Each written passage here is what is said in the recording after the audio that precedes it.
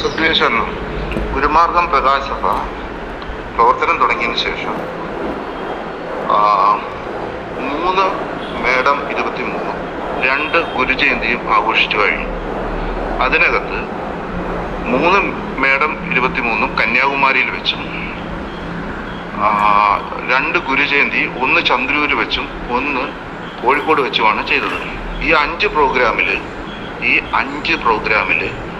4 പ്രോഗ്രാമിൻ്റെയും ചിലവെന്ന് പറയുന്നത് 1.5 ലക്ഷത്തിൽ താഴെ മാത്രം ആയപ്പോൾ, ബഡ്ജറ്റ് ചിലവ് എന്ന് പറയുമ്പോൾ 1.5 ലക്ഷത്തിനകത്ത് നിന്നപ്പോൾ ചന്ദ്രൂരിലെ ചന്ദ്രബാബു നേതൃത്വം കൊടുത്ത് ശശി ഉദയഭാനു ചേട്ടന് പ്രസിഡന്റായിരുന്ന അദ്ദേഹത്തിന് വരട്ടെ, മര്യാദയ്ക്കിരുന്നാൽ മതി, ഞാൻ നോക്കിക്കോളാം, ഞാൻ നോക്കുമെന്ന് പറഞ്ഞ് ശശി അണ്ണൻ്റെയും മഹേഷ് അണ്ണൻ്റെയും വായടച്ചുകൊണ്ട് സ്വയം അധികാരപ്പെട്ട് നടത്തിയ ഗുരുജയന്തിയുടെ എക്സ്പെൻസ് എത്രയാണ്? ഇപ്പം നിങ്ങൾക്ക് ലീഗലിൻ്റെ കണക്കൊക്കെ തന്ന വ്യക്തിയില്ലേ, അവരോടനെ ചോദിക്കുക, ഇതും കൂടെ മേടിച്ചിടാൻ പറ. അപ്പം ഇത്രയൊക്കെ ചെയ്തു തന്നില്ലേ? ഒരുപാട് അധ്വാനിക്കുന്നുണ്ട്. സ്വന്തം വീട്ടുകാര്യങ്ങളും പിന്നെ ജോലി തിരക്കും പിന്നെ പുതിയ സ്ഥാപന വർക്കും അങ്ങനെ പലതും ചെയ്യുന്നതിനിടയിൽ വളരെയധികം സമയം കണ്ടെത്തി ഇങ്ങനെയുള്ള കാര്യങ്ങളൊക്കെ വളരെ ഉത്തരവാദിത്തോടെ ചെയ്യുന്ന അവരോട് തന്നെ ചോദിക്കൂ, ഈ പറയുന്ന ചന്ദ്രൂര് ജയന്തിയുടെ എക്സ്പെൻസ് എത്ര? ആ കണക്ക് ഒന്ന് ഇതുമായിട്ടൊന്ന് കമ്പയർ ചെയ്യാൻ പറ. സദ്വേഷണം. അപ്പോൾ ഈ ആത്മസഹോദരൻ പറഞ്ഞ കണക്ക് സദ്വേഷണം. അപ്പോൾ നമ്മുടെ ഗുരുമാർഗം പ്രകാശ സഭയുടെ ട്രഷററായ അജിത് കുമാർ വാസുദേവൻ ഉന്നയിച്ച ആരോപണത്തിൽ നിജസ്ഥിതിയിലേക്ക് നമുക്ക് പോകാം. എന്ന് വെച്ചാൽ 5 ഫങ്ഷൻസ് ഗുരുമാർഗം പ്രകാശ സഭ 2021 രൂപീകൃതമായി രജിസ്റ്റർ ചെയ്യപ്പെട്ടതിന് ശേഷം നടത്തപ്പെട്ട പ്രധാനപ്പെട്ട 5 ഫങ്ഷൻസുകളാണ്. 5 ഗുരുവിനോട് ബന്ധപ്പെട്ട 5 ഫങ്ഷൻസുകളിൽ അതിൽ 2 ഗുരുജയന്തിയും 3 ആദിസങ്കല്പ ലയന ദിനവുമാണ് ആചരിച്ചത്. ജയന്തി ആഘോഷിക്കുകയും ആദിസങ്കല്പ ദിനം ആചരിക്കുകയാണ് ചെയ്തത്. അപ്പോൾ അതിലെ കണക്കുകളിലേക്ക് നമുക്കൊന്ന് പോകാം മൊത്തത്തിലുള്ള. അപ്പോൾ ആ കണക്കുകൾ ഞാനിവിടെ ഒന്ന് സൂചിപ്പിക്കാം. പിന്നെ അത് തന്നെയല്ല, ഗുരുജയന്തിയുടെ വിശദമായ കണക്ക് ഈ വീഡിയോയുടെ അവസാന ഭാഗത്ത് സ്ക്രോൾ ചെയ്ത് കാണിക്കത്തക്ക രീതിയിലുള്ള കാര്യം അറേഞ്ച് ചെയ്തിട്ടുണ്ട്. അപ്പോൾ അത് കാണുകയും ചെയ്യാം. ഇപ്പോൾ ഏകദേശ കണക്കുകൾ നമുക്ക് പറഞ്ഞു പോകാം.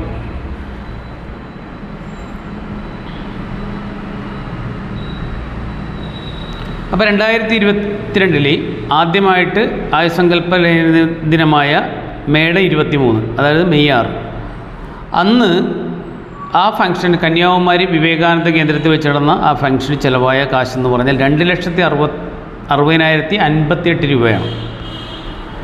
അതിൽ പങ്കെടുത്തവരെന്ന് പറഞ്ഞാൽ 164 പേരാണ് പങ്കെടുത്തത്.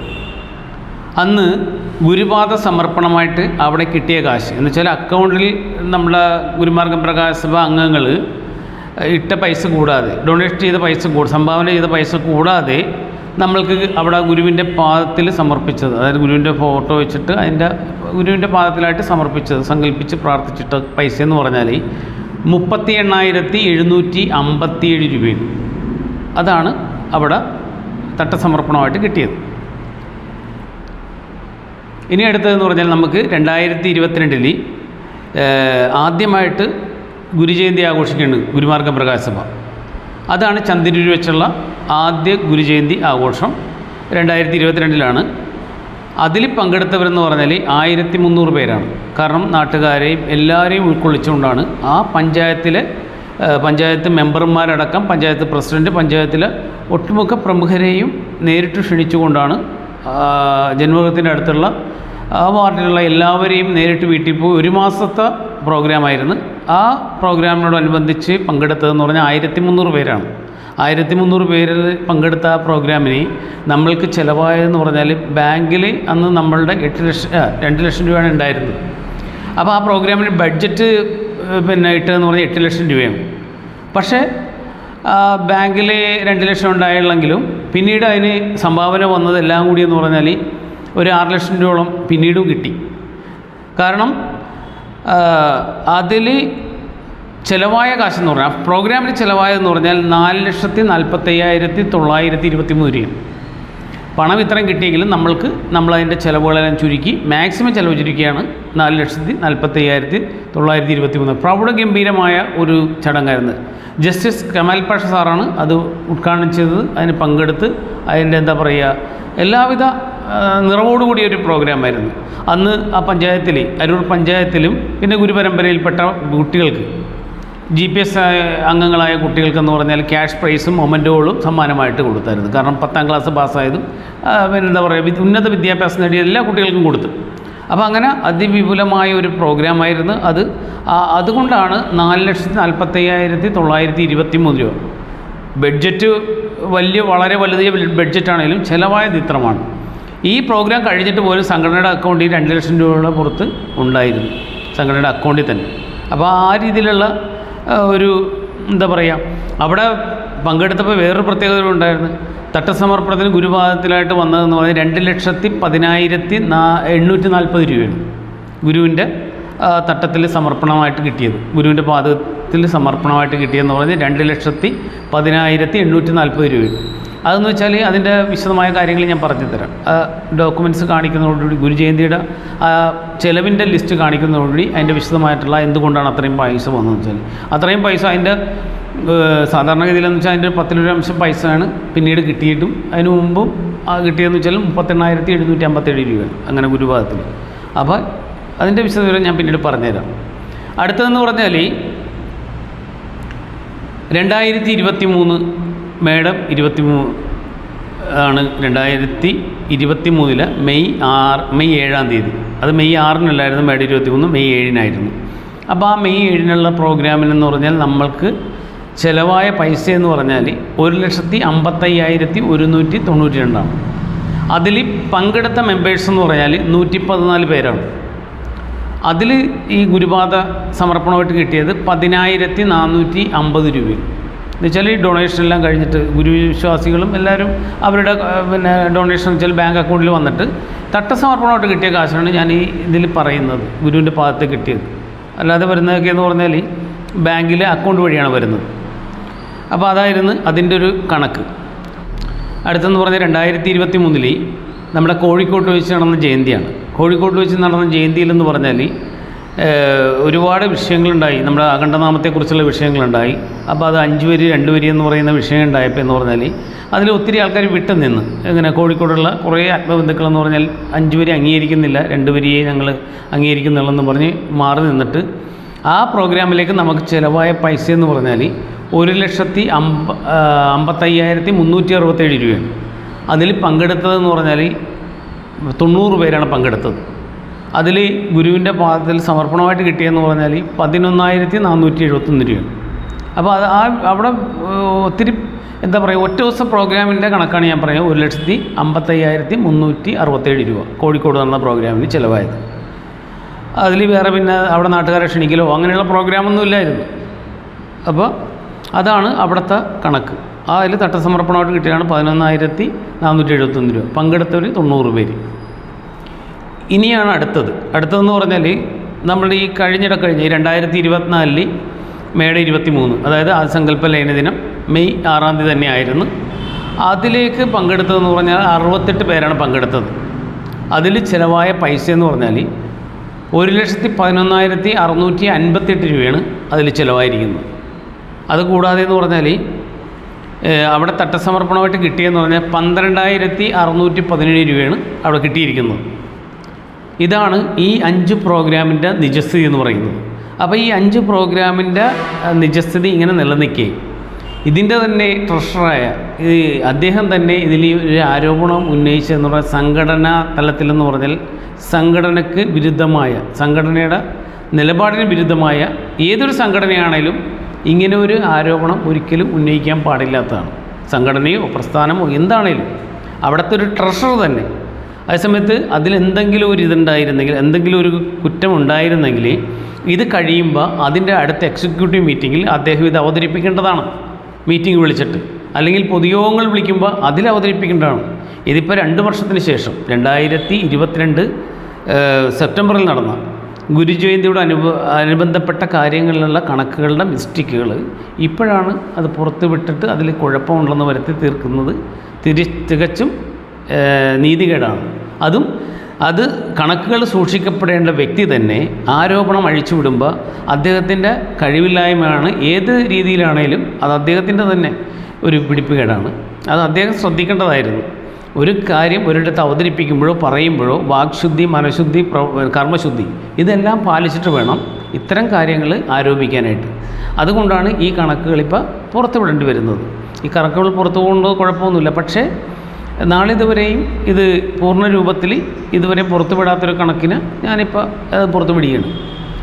അപ്പോൾ ഈ 5 ഫംഗ്ഷനെക്കുറിച്ച് പറയേണ്ടി വരുന്നതെന്ന് വെച്ചാൽ ഈ 5ാമത്തെ ഫംഗ്ഷന് ഞാൻ പങ്കെടുത്തില്ലെങ്കിൽ പോലും അതിൻ്റെ നിജസ്ഥിതികൾ എനിക്ക് ശേഖരിക്കേണ്ടി വരികയും അത് പറയേണ്ടി വരികയും ചെയ്തതെന്ന് പറഞ്ഞാൽ ഈ 5 പ്രോഗ്രാമിനെ കുറിച്ച് അദ്ദേഹം ഒരു ഗ്രൂപ്പിൽ എന്ന് വെച്ചാൽ ഓപ്പണായിട്ട് ഉള്ള ഗ്രൂപ്പിൽ അദ്ദേഹം, അത് എക്സിക്യൂട്ടീവ് ഗ്രൂപ്പല്ലത്, അത് അംഗങ്ങൾ മാത്രമുള്ള ഗ്രൂപ്പാണ്. അതിൽ നിന്ന് പലയിടത്തും ഈ ടെക്സ്റ്റ് മെസ്സേജുകളും കാര്യങ്ങളും വോയിസുകളും ഒക്കെ സ്പ്രെഡായി പോയിട്ടുണ്ട്.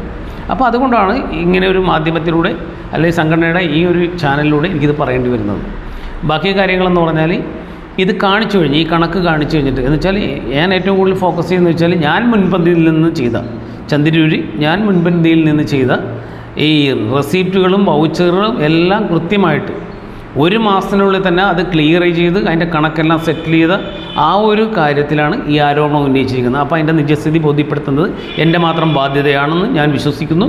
അത് കഴിഞ്ഞ് ഞാനിത് പറയാം, ബാക്കി കാര്യങ്ങൾ പറയാം. കാരണം എന്ന് വെച്ചാൽ ഇനി സംഘടന എങ്ങനെയാണ് മുന്നോട്ട് പോകേണ്ടത്, സംഘടന ഒരു ലക്ഷ്യത്തിലെത്തണമെങ്കിൽ, അതിൻ്റെ ഒരു ഉദ്ദേശ ലക്ഷ്യത്തിൽ എത്തണമെങ്കിൽ സംഘടന എങ്ങനെ മുന്നോട്ട് പോകണമെന്നുള്ള അതിൻ്റെ ഒരു പാനലിൽ കഴിഞ്ഞ മാസം 27-ാം തീയതി ഇവിടെ കൂടിയ ഒരു പൊതുയോഗത്തിൽ ആ കാര്യങ്ങളും അതിൽ ഉരുത്തിരിഞ്ഞ് വന്ന പാനലിൻ്റെ ഒരു ലിസ്റ്റ് കൂടി പുറത്തുവിട്ടിട്ട് ഇപ്പോൾ തൽക്കാലം ഈ വീഡിയോ ഞാൻ ഇദ്ദേഹം ഈ പറഞ്ഞ കാര്യത്തിൽ ഉള്ള വീഡിയോ ഞാൻ അവസാനിപ്പിക്കും. അടുത്തത് മറ്റൊരു വിഷയത്തിലായിട്ട് അത് കഴിഞ്ഞ് വരുന്നതാണ്. അപ്പോൾ നമുക്ക് ആ കണക്കിലേക്കൊന്ന് സഞ്ചരിക്കാം. അപ്പോൾ ഇതാണ് നമ്മുടെ ഗുരുജയന്തി ക്യാഷ് പേയ്മെൻറ്റും ചെക്ക് പേയ്മെൻറ്റുമായിട്ട് നമ്മൾ നടത്തിയ ചിലവ് 2022 ചന്ദനൂര് വെച്ച് സെപ്റ്റംബർ ചോദ്യനാളിൽ നമ്മൾ നടത്തിയ ഗുരുജയന്തിയുടെ ചിലവ് കണക്കുകളാണ്. അത് ക്യാഷ് കൊടുത്തതും ചെക്ക് കൊടുത്തതുമായിട്ടുള്ള വിവിധ കണക്കുകളാണ്. ഓഗസ്റ്റ് 3-ാം തീയതി തൊട്ടാണ് നമ്മൾ ഈ ചിലവുകൾ ആരംഭിക്കുന്നത്. ഈ ഗുരുജയന്തിക്ക് വേണ്ടിയുള്ള ട്രാവലിങ്ങും എല്ലാ ചിലവുകളും ഇതിൽ വന്നിട്ടുണ്ട്. ഒന്നാമെന്ന് പറഞ്ഞാൽ ആദ്യം നമ്മൾ ഇത് പഞ്ചായത്ത് തലത്തിൽ പഞ്ചായത്തിലെ എല്ലാ വാർഡിലെയും മെമ്പർമാരെയും പഞ്ചായത്ത് പ്രസിഡൻറ്റിനെയും വൈസ് പ്രസിഡൻറ്റിനെയും സെക്രട്ടറിനെയും എല്ലാവരെയും ക്ഷണിച്ച് അരൂർ പഞ്ചായത്തിൽ പോയിട്ട്, അതുകൂടാതെ എന്ന് പറഞ്ഞാൽ നമ്മൾ ഈ പറയുന്ന കമാൽ പാഷ സാറിനെ, ജസ്റ്റിസ് കമാൽ പാഷ സാറിനെ ക്ഷണിച്ചു. മുഖ്യ അതിഥിയായിട്ട് അതിൽ ഉദ്ഘാടനം ചെയ്യാനായിട്ട് നമ്മൾ ക്ഷണിച്ചത് കമാൽ പാഷ സാറിനെയാണ്. അപ്പോൾ അദ്ദേഹത്തെ ക്ഷണിക്കാൻ പോയതും ഉൾപ്പെടെ വിവിധ ആൾക്കാർ അരൂർ പഞ്ചായത്തിലെ ഉന്നത വിദ്യാഭ്യാസം എന്ന് വെച്ചാൽ 10ാം ക്ലാസ്സിൽ ഉയർന്ന മാർക്ക് കിട്ടിയ കുട്ടികളെ അനുമോദിക്കാനും അവർക്ക് മൊമെൻറ്റോ നൽകാനും ക്യാഷ് പ്രൈസ് നൽകാനും ഒക്കെ ഈ ചിലവിൽ വരുന്നതാണ്. അതുകൂടാതെന്ന് പറഞ്ഞാൽ ഫുഡിന് മാത്രം 2 ലക്ഷം രൂപയാണ് ഇതിൻ്റെ ചിലവ്. ഫുഡിന് മാത്രം നമ്മുടെ കൊട്ടാരക്കരയിലുള്ള ആത്മബന്ധു അദ്ദേഹമാണ് ഇതിൻ്റെ പാചകം മൊത്തം ചെയ്തത്. അദ്ദേഹമാണ് അദ്ദേഹത്തിൻ്റെ ആ ഒരു എസ്റ്റിമേറ്റ് എന്ന് പറഞ്ഞാൽ ഫുഡിന് വേണ്ടിയുള്ള എസ്റ്റിമേറ്റ് ഇട്ട് തന്നതെന്ന് വെച്ചാൽ 2 ലക്ഷം രൂപയാണ്. അപ്പോൾ തന്നെ ഇതിൻ്റെ പകുതിയോളം പൈസ ഫുഡിന് മാത്രമായിട്ട് ചുരുങ്ങി.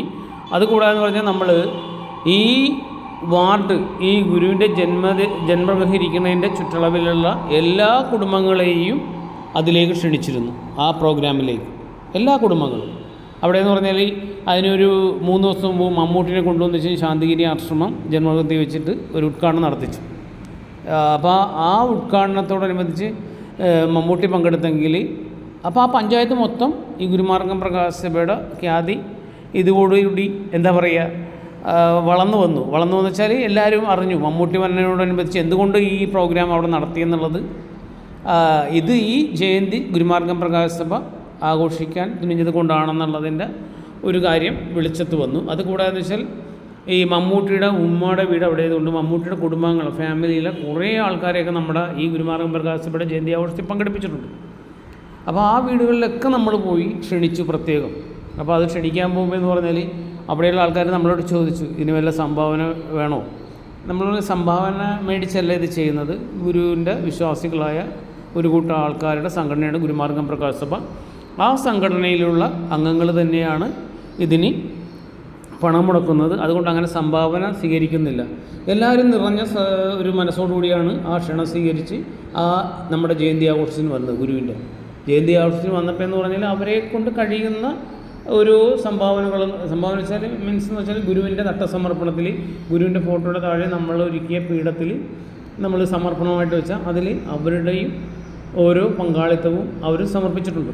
അതുകൊണ്ടാണ് മറ്റൊരു പ്രോഗ്രാമിനും കിട്ടാത്തത്രയും പണസമാഹരണം അവിടെ വന്നത്. 2,10,000 ചില്ലാൻ രൂപ വന്നതെന്ന് പറഞ്ഞാൽ ഈ പണം കൂടിയാണ് വിശ്വാസികൾ സമർപ്പിച്ച തട്ടസമർപ്പണത്തിനായുള്ള സമർപ്പണവും അതുകൂടാതെ നാട്ടുകാരുടെ അവരുടെ ഒരു സമർപ്പണവും കൂടിയാണ് ഈ പറയുന്ന ഈ സംഖ്യയിലേക്ക് എത്തിയത്. ഗുരുമാർഗ്ഗം പ്രകാശ സഭ എന്താ പറയുക, ഏറ്റവും കൂടുതൽ പണം മുടക്കിയതെന്ന് വെച്ചാൽ 1 മാസം പ്രോഗ്രാമായിരുന്നു. ഈ 1 മാസം അവിടെ റൂമെടുത്ത് അവിടെ ഫുഡ് ചിലവാക്കി നമ്മുടെ വിവിധ സ്ഥലങ്ങളിലുള്ള ഗുരുമാർഗ്ഗം പ്രകാശ സഭയുള്ള അംഗങ്ങൾ കന്യാകുമാരി, കോഴിക്കോട്, കണ്ണൂർ, അങ്ങനെ വിവിധ എറണാകുളം, വിവിധ സ്ഥലങ്ങളിൽ നിന്ന്, കോട്ടയം, അങ്ങനെ വിവിധ സ്ഥലങ്ങളിൽ നിന്ന് ആളുകൾ വന്നിട്ടാണ് ഈ പ്രോഗ്രാമിന് വേണ്ടി ഈ എന്താ പറയുക ക്ഷണിക്കാൻ പോകാൻ വേണ്ടിയൊക്കെ ശ്രമിച്ചത്. അപ്പോൾ അതിൻ്റെ എല്ലാ ചിലവുകൾ, അതിൻ്റെ റൂം റെൻറ്റ്, ഫുഡ്, എല്ലാം ട്രാവലിംഗ് എക്സ്പെൻസ്, അതിൻ്റെ എല്ലാ ചിലവുകളും വന്നിട്ടാണ് നമ്മൾക്ക് ഇത്രയും വലിയൊരു ചിലവ് വന്നത് അവിടെ. അതേസമയത്ത് മറ്റുള്ള പ്രോഗ്രാമുകളെന്ന് പറഞ്ഞാൽ നിസ്സാര ആൾക്കാർ പങ്കെടുത്തതാണ്, വിശ്വാസമൂഹം മാത്രം പങ്കെടുത്തതാണ്. അതുപോലെ തന്നെ ഒരു കന്യാകുമാരിയിൽ ആചരിച്ചാലും കൊള്ളാം, ആദ്യസങ്കല്പ ദിനം ആചരിച്ചതായാലും കൊള്ളാം, ഈ കോഴിക്കോട് ജയന്തി നടത്തിയാലും കൊള്ളാം, നാട്ടുകാരെയൊന്നും പങ്കെടുപ്പിക്കാതെ വളരെ ചുരുക്കം ആളുകൾ അങ്ങനെ പങ്കെടുത്ത് 200-ൽ താഴെ ആൾക്കാർ മാത്രമാണ്. അത് ഈ അവസാനത്തെ മേട 23 വെച്ചാൽ 68 അംഗങ്ങൾ മാത്രമേ പങ്കെടുത്തുള്ളൂ. കോഴിക്കോട് ജയന്തിക്ക് എന്ന് പറഞ്ഞാൽ 90 അംഗങ്ങൾ മാത്രമേ പങ്കെടുത്തുള്ളൂ. അപ്പോൾ അങ്ങനെയൊക്കെ പങ്കെടുത്തവരുടെ സ്ഥലത്താണ്. അപ്പോൾ അതിനനുസരിച്ചുള്ള ഫുഡ് എക്സ്പെൻസ് കുറയും, മറ്റുള്ള എക്സ്പെൻസ് കുറയും, എല്ലാം കുറയും. അത് 1-2 ദിവസത്തെ പ്രോഗ്രാമുകൾ മാത്രം. ബാക്കി അതിൻ്റെ ചുമതലക്കാരായ ആൾക്കാർ മാത്രമാണല്ലോ അവിടെ ബാക്കി കാര്യങ്ങൾ കൈകാര്യം ചെയ്തത്. അതുകൊണ്ടാണ് അവിടെയൊക്കെ പൈസകൾ കുറവ് വരുന്നത്. അതേസമയത്ത് ചന്ദരൂർ നടത്തിയ പ്രോഗ്രാം എന്ന് പറഞ്ഞാൽ പ്രൗഢഗംഭീരമായിരുന്നു. ഗുരുമാർഗ്ഗം പ്രകാശ സഭ നാളിതുവരെ നടത്തിയതിനേക്കാൾ എത്രയോ മടങ്ങ് ഉയരത്തിലാണ് അതിൻ്റെ ആ ഒരു പ്രൗഢഗംഭീരം എന്നുള്ളത് വാക്കുകളിലൂടെ അത് ജയന്തിയിൽ പങ്കെടുത്തവർക്ക് മനസ്സിലാവും. ആ ജയന്തിയിൽ പങ്കെടുത്ത എല്ലാ അംഗങ്ങൾക്കും മനസ്സിലാവും അതിൻ്റെ ഒരു എന്താ പറയുക, അതെന്തുകൊണ്ടാണെന്നും അതുകൊണ്ടുണ്ടായ ഗുണങ്ങളും, ഒത്തിരി ഗുണങ്ങൾ അതിലുകൊണ്ടുണ്ടായിട്ടുണ്ട്. ഇപ്പോൾ ജന്മമൃഗത്തിൻ്റെ ഒരു വിഷയം തന്നെ വന്നു കഴിഞ്ഞാലും അതിലൊക്കെ ഉപരിയായിട്ട് ആ ഒരു കാര്യമാണ് മുൻപന്തിയിൽ നിൽക്കുന്നത്. ഇങ്ങനെ നമ്മൾ നടത്തിയ ജയന്തിയുടെ, അപ്പോൾ ആ ജയന്തിയുടെ ഫുൾ ചിലവ് കണക്കുകളാണിത്. ഈ പ്രോഗ്രാം നടത്തുമ്പോൾ നമ്മുടെ അക്കൗണ്ടിൽ ഉണ്ടായിരുന്ന അതേ പൈസ അതിനേക്കാൾ കൂടുതലാണ് ഈ ജയന്തി ആഘോഷിച്ച് കഴിഞ്ഞിട്ട് ഈ 4,45,000 ചില്ലാൻ രൂപ ചിലവാക്കിയിട്ടു. പിന്നെ അതുകൂടാതെ നമ്മുടെ ഓഫീസ് വാടകയുടെ പെൻഡിങ്ങുള്ള എമൗണ്ടുകളെല്ലാം അടച്ചു കഴിഞ്ഞിട്ടും നമ്മുടെ സംഘടനയിൽ നല്ലൊരു ശതമാനം പൈസ അക്കൗണ്ടിൽ ബാലൻസ് ഉണ്ടായിരുന്നു. ഒട്ടനവധി പ്രതിസന്ധികളെ മറികടന്നുകൊണ്ടാണ് ഈ ജയന്തി ആഘോഷം നടത്താൻ സാധിച്ചത്. അത് പ്രസിഡൻറ്റിന് സുഖമില്ലായതുകൊണ്ട് പ്രസിഡൻറ്റിന് വരാൻ പറ്റിയില്ല, ജനറൽ സെക്രട്ടറിയുടെ വൈഫിന് സുഖമില്ലായതുകൊണ്ട് ജനറൽ സെക്രട്ടറിക്ക് പൂർണ്ണമായിട്ട് പങ്കെടുക്കാൻ പറ്റിയില്ല. പക്ഷേ പ്രധാനപ്പെട്ട എല്ലാ മേഖലയിലും പങ്കെടുത്തു. പിന്നെ അതുകൂടാതെ തന്നെ ഇത് ഗുരുവിൻ്റെ ചെയർ അവിടെ കൊണ്ടുവരാനായിട്ട് ബുദ്ധിമുട്ടുണ്ടായതുകൊണ്ട് ചെയർ പോലും നമുക്ക് പുതിയത് വാങ്ങിക്കേണ്ടി വന്നു. കാരണം പ്രസിഡൻറ്റിൻ്റെ വീട്ടിലെ ചെയർ എടുക്കാൻ പറ്റിയില്ല. അതൊരു വലിയൊരു ഇടുതിയായിപ്പോയി. അപ്പോൾ കഴിഞ്ഞ മെയ് മാസം 27-ാം തീയതി നമ്മുടെ പൂലന്തറ ഗുരുമാർഗ്ഗം പ്രകാശയുടെ ഓഫീസിൽ വെച്ച് നിയമപരമായിട്ട് അയക്കേണ്ട രജിസ്റ്റേർഡ് വിത്ത് അക്നോളജ്മെൻ്റായിട്ട് എല്ലാ അംഗങ്ങൾക്കും, ഗുരുമാർഗ്ഗം പ്രകാശ സഭയിലെ അംഗങ്ങൾക്കും അയച്ച ആ ഒരു നോട്ടീസും പ്രകാരം കൂടിയ പൊതുയോഗത്തിൽ ഓഫ്ലൈനായിട്ടും ഓൺലൈനായിട്ടും ഒത്തിരി ആൾക്കാർ പങ്കെടുത്തിട്ടുണ്ട്. അപ്പോൾ അവരുടെ എല്ലാവരുടെയും മുന്നിൽ അവതരിപ്പിച്ചൊരു പാനലിനെ ഞാൻ ഇവിടെ അവതരിപ്പിക്കുകയാണ്. കാരണം ബൈലോയിലെന്ന് പറഞ്ഞാൽ 12 പേരുള്ളതെന്ന് പറഞ്ഞാൽ 12 പേരെ നമ്മൾ ആദ്യം ഗുരുമാർഗ്ഗം പ്രകാശ സഭ രൂപീകൃതമാകുന്ന സമയത്തെന്ന് പറഞ്ഞാൽ അധികം ആരുമില്ലായിരുന്നു. ആകെ വിരലിലെണ്ണാവുന്ന മഹേഷ് അണ്ണൻ, അജിത് കുമാർ, ചന്ദ്രബാബു എന്ന ഞാൻ, മണികണ്ഠൻ ചേട്ടൻ, ഷാജി പി എന്ന മണികണ്ഠൻ ചേട്ടൻ, സാത്വികജനിയുടെ സഹോദരനായ അദ്ദേഹവും കൂടി നമ്മൾ പെട്ടെന്ന് പലരെയും സംഘടിപ്പിച്ചുകൊണ്ട് ഈ 4 പേര് കൂടി രൂപീകരിച്ചതാണ്. യഥാർത്ഥത്തിൽ പറഞ്ഞാൽ ഈ പ്രസിഡന്റ് പോലും അറിഞ്ഞിട്ടില്ല പ്രസിഡന്റ് ആയത്. അപ്പോൾ അങ്ങനെ രൂപീകരിച്ച ഒരു സംഘടനയാണ് ഗുരുമാർഗ്ഗം പ്രകാശ സഭ. അപ്പോൾ അങ്ങനെ രൂപീകരിച്ച സമയത്ത് നമ്മൾക്ക് വിശ്വസ്തരായ കുറച്ച് പേരെ പെട്ടെന്ന് തന്നെ അറേഞ്ച് ചെയ്തിട്ടാണ് ഈ സംഘടന രൂപീകരിച്ചത്. കാരണം അല്ലെങ്കിൽ വേറെ ഒന്നുമില്ല, സംഘടന രജിസ്ട്രേഷന് ശാന്തിഗിരി എന്നുള്ള പല തടസ്സങ്ങളും ഉണ്ടാകാൻ സാധ്യതയുണ്ടായിരുന്നു. അപ്പോൾ അതുകൊണ്ടാണ് അത് രജിസ്റ്റർ ചെയ്ത് കഴിഞ്ഞിട്ട് നമ്മളിവിടെ ഡെവലപ്പ് ചെയ്യാം, അല്ലെങ്കിൽ അമെൻമെൻറ്റ് ചെയ്യാം, എത്രയും പെട്ടെന്ന് വലിയൊരു ഭരണസമിതി എടുക്കാം എന്ന് വിചാരിച്ചുകൊണ്ടാണ് ചെയ്തത്. അപ്പോൾ ഇപ്പോഴും 12 പേരെ തന്നെ തിരഞ്ഞെടുക്കുക എന്ന് പറഞ്ഞാൽ അതൊരു വിരോധാഭാസമാണ്. കാരണം ഇത് പല സമയത്തും ഇത് ഡെവലപ്പ് ചെയ്തത് 30 പേരും 35 പേരൊക്കെ നമ്മുടെ ഭരണസമിതിയിൽ ആയിട്ട് പിന്നീട് മഹേഷണൻ അതിൽ നിന്ന് വഴക്കിട്ട് പോയപ്പോൾ കുറച്ച് ആൾക്കാർ മാറിയപ്പോഴാണ് എന്നാലും 26 പേര് ഭരണസമിതിയിൽ ഉണ്ടായിരുന്നു രജിസ്റ്റർ ചെയ്യാതെ തന്നെ. അപ്പോൾ അതിനെ വീണ്ടും ചുരുക്കി അത് ഒരു വ്യക്തിപരമായിട്ട് ചില സ്വാർത്ഥ താല്പര്യങ്ങൾക്ക് വേണ്ടി ഉപയോഗിക്കാൻ വേണ്ടി കയ്യിൽ വെക്കുക എന്നുള്ള പറയുന്ന, അല്ലെങ്കിൽ അധികാരമോഹത്തിന് വേണ്ടി ചിലർ കയ്യിൽ വെക്കാമെന്ന് ഉദ്ദേശിക്കുന്നത് അത് തീർത്തും മോശമാണ്. അപ്പോൾ അതുകൊണ്ട് നമ്മൾ വിപുലമായിട്ട് ആ ഒരു അമെൻമെൻറ്റ് ചെയ്യണം. 12 പേരെന്നുള്ളത് അത് എത്രയും അംഗങ്ങളാണോ ഭരണസമിതിയിൽ വരുന്നത് അത്രയും അംഗങ്ങൾ ആഗ്രഹമുള്ള എല്ലാവരെയും ചേർത്തുകൊണ്ട് ബൃഹത്തായ ഒരു ഭരണസമിതിയെ തിരഞ്ഞെടുത്തുകൊണ്ട് സംഘടനയുടെ ലക്ഷ്യത്തിലെത്താൻ എത്രയും പെട്ടെന്ന് ഗുരുവിൻ്റെ ആശയം സ്ഥാപിച്ച ആ ലക്ഷ്യത്തിലെത്താൻ വേണ്ടി ശ്രമിക്കേണ്ടതിന് പകരം വീണ്ടും ശുഷ്കിച്ച് പോകാതെ വിശാലമായി ചിന്തിക്കുക. അപ്പോൾ ആ ഒരു വിശാലമായ ചിന്താഗതിയിലൂടെ ഉരുത്തിരിഞ്ഞ ഒരു ഭരണസമിതിയാണ് ഞാനിവിടെ അവതരിപ്പിക്കാൻ ഉദ്ദേശിക്കുന്നത്. അന്ന് ആ 27-ാം തീയതിയുള്ള പൊതുയോഗത്തിൽ അവതരിപ്പിച്ചത് അത് തന്നെയാണ്. അത് പിന്നെ വലിയൊരു പൊതുയോഗം വിളിച്ചിട്ട് ആ ഒരു പാനൽ അംഗീകരിക്കാനുള്ള ശ്രമം നടത്തുകയാണ് ഇനിയുള്ള എല്ലാ ഭരണാധികാരികളും ചെയ്യേണ്ടത്. അപ്പോൾ ഞാനതൊന്ന് വായിക്കാം. രക്ഷാധികാരികളായിട്ട് ശേഖരമാമൻ കന്യാകുമാരി, കുഞ്ഞിക്കണ്ണൻ മാമൻ നമ്മുടെ തലശ്ശേരി, ഈ 2 പേരെയാണ് ആ പാനലിൽ രക്ഷാധികാരികളായിട്ട് വെക്കാൻ ഉദ്ദേശിക്കുന്നത്. പ്രസിഡൻ്റ് എന്ന് പറഞ്ഞാൽ ശശി ഉദയപാലച്ചേട്ടൻ തന്നെയാണ് പ്രസിഡൻ്റായിട്ട് ഇരിക്കാൻ നല്ലത്. കാരണം വെച്ചാൽ ഈ പ്രായത്തിലും ഒട്ടനവധി കാര്യങ്ങൾ അദ്ദേഹത്തിന് ചെയ്യാൻ കഴിയുന്നുണ്ട്. ഓടി കടന്ന് വിവിധ ജില്ലകളിലൊക്കെ മീറ്റിങ്ങുകൾ സംഘടിപ്പിക്കാനും അങ്ങനെ പല കാര്യങ്ങളിലും. നമ്മളിപ്പോൾ ഇത് ഉദ്ദേശിക്കുന്നതെന്ന് പറഞ്ഞാൽ ഗുരു കൊണ്ടുവന്നൊരു കൺസെപ്റ്റ് ഉണ്ട്. എന്ന് വെച്ചാൽ അധികാരം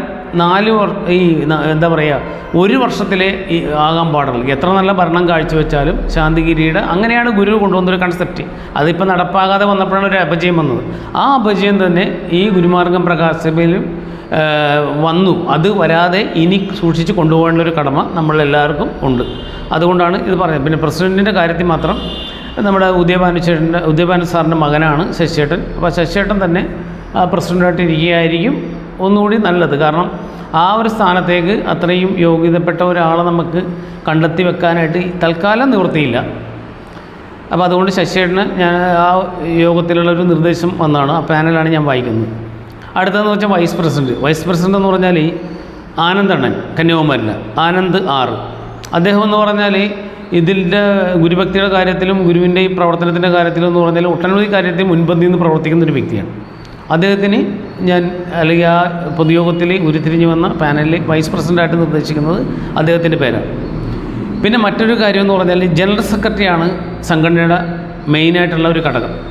അപ്പോൾ ആ സംഘടനയുടെ ഒരു ജനറൽ സെക്രട്ടറിയായിട്ട് വരാൻ യോഗ്യതയുള്ളതെന്ന് വെച്ചാൽ വാക്ശുദ്ധി, മനഃശുദ്ധി, കർമ്മശുദ്ധി, പിന്നെ ഗുരുഭക്തിയിലും മികച്ചതായിട്ട് നിൽക്കണം.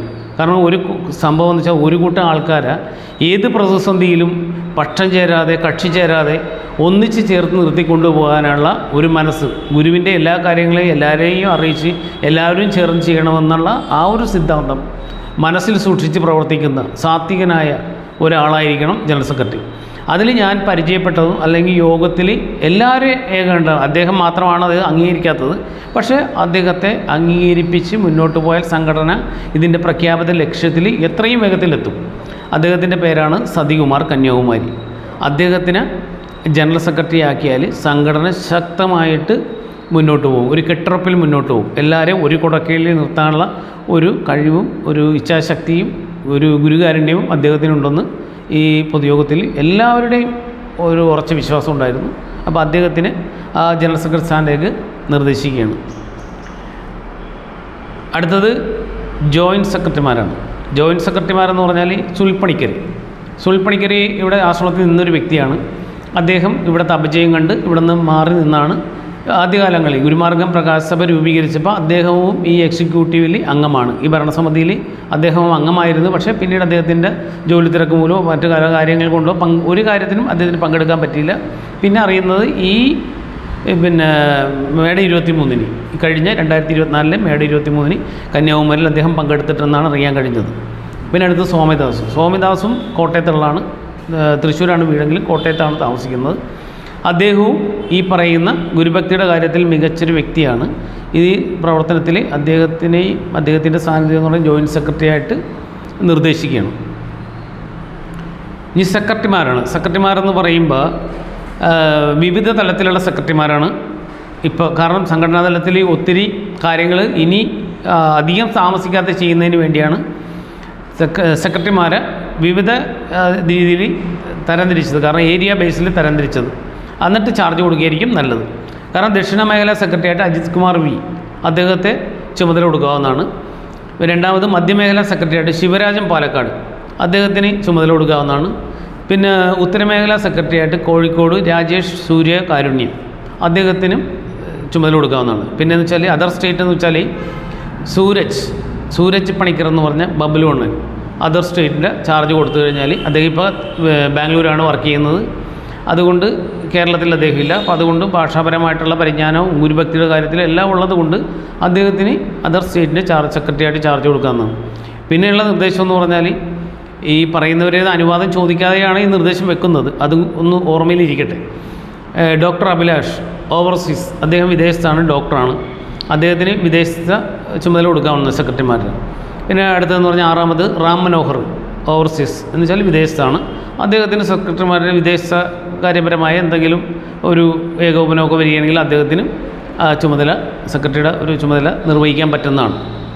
ഇനിയാണ് പ്രധാനപ്പെട്ട ഒരു സ്ഥാനമെന്ന് പറയുന്നത്. അതെന്ന് വെച്ചാൽ സംഘടനയിൽ ഇത്രയും നാളും വന്ന സാമ്പത്തിക അച്ചടക്കമില്ലായ്മ വന്നതെന്ന് പറഞ്ഞാൽ ആരുടെ പേരിൽ ആരോപിച്ചാലും അത് ട്രഷററുടെ മാത്രം ഉത്തരവാദിത്തമാണ്. അത് എന്താ പറയുക, എൻ്റെ തെറ്റ് മറ്റൊരുത്തിൻ്റെ പുറത്ത് വെക്കാൻ വേണ്ടി മാത്രം ആരോപിക്കപ്പെടുന്നതായിട്ട് അത് പിന്നെ ഏത് സംഘടനയായാലും അത് മനസ്സിലാക്കുകയുള്ളൂ. അതുകൊണ്ട് എന്താണ്, സംഘടനയിൽ സാമ്പത്തികപരമായിട്ട് കുറ്റാരോപിക്കപ്പെടാത്ത ഒരു വ്യക്തിയായിരിക്കണം ഇനി ഒരു ട്രഷറായിട്ട് വരേണ്ടത്. അപ്പോൾ അങ്ങനെ വരുമ്പോൾ എന്ന് പറഞ്ഞാൽ സാമ്പത്തികമായിട്ട് എന്താ പറയുക, എല്ലാം കളവ് വരുന്നതെന്ന് വെച്ചാൽ കളവ് ആരോപിക്കപ്പെടുന്നത് വെച്ചാൽ ഈ ട്രഷറർ സ്ഥാനത്തിരിക്കുന്നവർക്ക് സമ്പത്തില്ലാത്തത് കൊണ്ടായിരിക്കാം. അപ്പോൾ അതുകൊണ്ട് ഞാൻ നിർദ്ദേശിക്കുന്ന ഈ സംഘടനയ്ക്ക് ഏറ്റവും കൂടുതൽ വിവിധ കാര്യങ്ങളിൽ സാമ്പത്തികമായിട്ടായാലും കൊള്ളാം, ഗുരുവാണിയുടെ കാര്യത്തിലായാലും കൊള്ളാം, എല്ലാം മികച്ച കോൺട്രിബ്യൂഷൻ നൽകിയതാണ് രാധിക ബിൽരാജ് UK. രാധിക ചേച്ചിയുടെ പേരാണ് ഞാനിതിലേക്ക് നിർദ്ദേശിക്കുന്നത്. മറ്റൊന്നും കൊണ്ടല്ല, ഈ ഇങ്ങനെ സാമ്പത്തികമായിട്ട് കുറ്റവാരോപിതമാകാതെ നിർത്താൻ പറ്റിയ ആൾക്കാരായിരിക്കണം ഏറ്റവും കൂടുതൽ ഖജാൻജി സ്ഥാനത്ത് അർഹം. അപ്പോൾ അതുകൊണ്ട് അങ്ങനെ ആരെങ്കിലും ആരോപിച്ചാൽ തന്നെ അതുതന്നെയല്ല, ചേച്ചിയുടെ പല കാര്യങ്ങളിലും എന്ന് വെച്ചാൽ കർമ്മപരമായിട്ട് മികച്ച മികവാണ് ഗുരുവാണിയുടെ കാര്യത്തിൽ കാണിച്ചത്. ഞാൻ പോലും ആദ്യ സമയത്ത് ആ ഗുരുവാണി അത്രയും മികച്ച രീതിയിൽ ഇറക്കാൻ പറ്റുമെന്ന് വിചാരിക്കാതെ പല പ്രാവശ്യം എന്ന് പറഞ്ഞാൽ ഒരു വഴക്ക് ഇടേണ്ടി വന്നിട്ടുണ്ട്. കാരണം വെച്ചാൽ ഇത്രയും കൃത്യമായിട്ട് ഇത് ഇറങ്ങുമെന്ന് ഞാൻ പോലും സ്വപ്നത്തിൽ വിചാരിച്ചില്ല. പക്ഷേ മികച്ച രീതിയിൽ ആ കർമ്മം മികച്ച രീതിയിൽ കുറഞ്ഞ ചിലവിൽ ഒട്ടനവധി കുട്ടികളെയും അമ്മമാരെയൊക്കെ ബന്ധിപ്പിച്ചുകൊണ്ട് പിന്നെ ഗൃഹസ്ഥാശ്രമങ്ങളെല്ലാം ബന്ധിപ്പിച്ചുകൊണ്ട് ആ ഗുരുവാണി വോളിയം 1 ഇറക്കാൻ കാണിച്ച ആ ഒരു കർമ്മത്തിന് മുമ്പിൽ എന്താ പറയുക, ഗുരുസ്മരണയോടെ ഓർത്തു പോവുകയാണ്. അപ്പോൾ അതെല്ലാം മുൻനിർത്തിയാണ് ഞാനിത് പറയുന്നത്. അതിൽ ഒഴിച്ചുകൂടാൻ പറ്റാത്തൊരു ഘടകമെന്ന് വെച്ചാൽ മീന ഡോക്ടറിൻ്റെ ഒരു നിറസാന്നിധ്യവും അതിലുണ്ടായിരുന്നു. രാധി ചേച്ചിയും മീന ചേച്ചിയും കൂടിയാണ് അത് കോർഡിനേറ്റ് ചെയ്ത് അത് പ്രാബല്യത്തിൽ വരുത്തിയത്. മറ്റുള്ളവരെന്ന് പറഞ്ഞാൽ യാതൊരുവിധ പ്രയത്നവും അതിലില്ലായിരുന്നു. മറ്റുള്ളവരെന്ന് ഞാൻ ഉദ്ദേശിച്ചാൽ ഭരണസമിതിയിലെ ഒട്ടുമിക്ക ആൾക്കാരെയും അത് അവർ തന്നെയാണ് ആളുകൾക്ക് ഗുരുമാർഗം പ്രകാശപ്പെട്ട അംഗങ്ങൾക്ക്, കുട്ടികൾക്ക്, അമ്മമാർക്ക്, പിന്നെ ഗൃഹസ്ഥാശ്രമികളായ ആൾക്കാർക്ക് എല്ലാവർക്കും അയച്ചു കൊടുത്ത് അത് കോർഡിനേറ്റ് ചെയ്ത് അങ്ങനെയുള്ള ആൾക്കാരുടെ കോൺട്രിബ്യൂഷൻ അല്ലാതെ മറ്റുള്ള അതിൻ്റെ ഒരു എന്താ പറയുക ലീഡർഷിപ്പ് മൊത്തം ഈ രാധിക ചേച്ചിയും മീന ചേച്ചിയും കൂടിയാണ് അത് ചെയ്ത് ബുക്കാക്കി നമ്മുടെ മുമ്പിൽ ഇറങ്ങാൻ സാധിച്ചത്. അതൊരു മഹത് കർമ്മമായിട്ട് ഞാൻ അതിനെ കാണുന്നു. അപ്പോൾ അതുകൊണ്ട് രാധിക ചേച്ചിനെയാണ് ഞാൻ ട്രഷറായിട്ട് ഇതിലേക്ക് നിർദ്ദേശിക്കുന്നത്. ഇനി വരേണ്ടതെന്ന് പറഞ്ഞാൽ ഒരു ഫിനാൻസ് കമ്മിറ്റി, ഈ പറയുന്ന ട്രഷറെ സഹായിക്കാൻ വേണ്ടിയുള്ള ഒരു ഫിനാൻസ് കമ്മിറ്റി വേണം.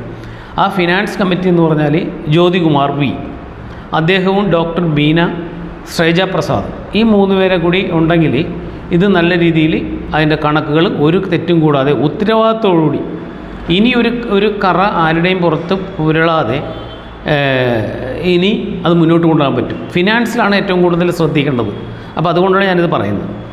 പിന്നെ അടുത്തതെന്ന് പറഞ്ഞാൽ ഈ ഈവൻ്റ് ആൻഡ് പ്രോഗ്രാം കമ്മിറ്റി എന്ന് വെച്ചാൽ നമ്മുടെ ആഘോഷ പരിപാടികളും മറ്റ് ചുമതലകൾ അതിലേക്ക് ചന്ദ്രലാൽ പ്രസാദ് കന്യാകുമാരി, വിലാസിനി അമ്മ കണ്ണൂർ, ബിജു നെല്ലിക്കോട്ട് പോയിൽ കോഴിക്കോട്, അംബിക വിശ്വനാഥ്, കലാസുഗു, Jitesh K Kannan, Ratheesh Taliparamba, Andrew CV, Shyam Adoor, Surendran Malappuram. ഇത്രയും പേരെ ആ ഒരു നിർദ്ദേശം ആ കമ്മിറ്റിയിൽ ഉരുത്തിരിഞ്ഞു വന്നു. ഇതെല്ലാം അംഗീകരിക്കപ്പെട്ടായിരുന്നു. ഇനി അടുത്തതെന്ന് പറഞ്ഞാൽ ഇനി സംഘടന ചെയ്യുന്നത് എന്ന് വെച്ചാൽ ഇത്രയും നാൾ ഞാനാണല്ലോ എന്താ വെച്ചാൽ നിയമപരമായിട്ടുള്ള കാര്യങ്ങൾ കൈകാര്യം ചെയ്തു. അത് ഈ നിയമപരമായിട്ടുള്ള കാര്യങ്ങൾ ഇപ്പോൾ 3 കേസോളം സംഘടനയ്ക്ക് വേണ്ടി ഞാൻ കൊടുത്തിട്ടുണ്ട്. അപ്പോൾ ആ കേസുകളിലെന്ന് പറഞ്ഞാൽ തുടർ കാര്യങ്ങൾ ചെയ്യേണ്ട ഞാനാണ്.